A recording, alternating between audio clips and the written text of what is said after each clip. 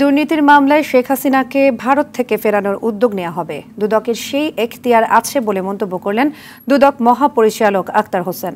দুদকে press ব্রিফিংয়ে কথা বলেন তিনি। এছাড়া ভুয়া প্রতিষ্ঠানের নামে ৮০০ কোটি টাকা আত্মসাতে এস আলমের ছেলে আহসানুল আলম ও ভাই রাশেদুল আলম সহ ৫২ জনের বিরুদ্ধে মামলা করেছে দুদক। আতিকা রহমানের আরও একটি রিপোর্ট। নামে বেনামে বিভিন্ন প্রতিষ্ঠান খুলে ইসলামী ব্যাংক থেকে অনিয়ম করে ঋণ নেয়া এবং ইসলামী ব্যাংকের কর্মকর্তাদের যোগসাজশে ৮০০ কোটি টাকা আত্মসাৎ পাচারের অভিযোগে এস আলমের ছেলে আহসানুল আলম ও ভাই রাশেদুল আলম সহ ৫২ জনের বিরুদ্ধে মামলা করেছে দুদক। দুদক মহাপরিচালক বলেন, তারা পরিচালনা পর্ষদে প্রভাব খাটিয়ে জালিয়াতি করে এসব টাকা আত্মসাৎ করে।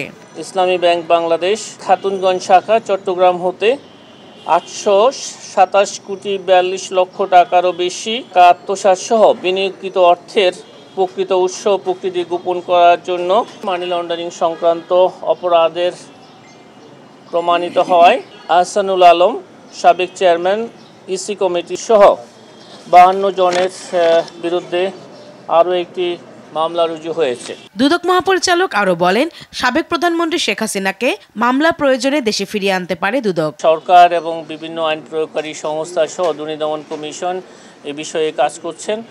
আমাদের এই সংক্রান্তে গঠিত তদন্ত দল কাজ করছেন। আইন অনুসরণ করে যে ধরনের পদক্ষেপ গ্রহণ করা প্রয়োজন সবই করবেন।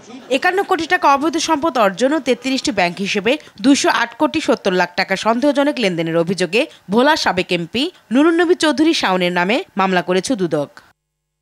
আতিকা রহমান, RTV, ঢাকা।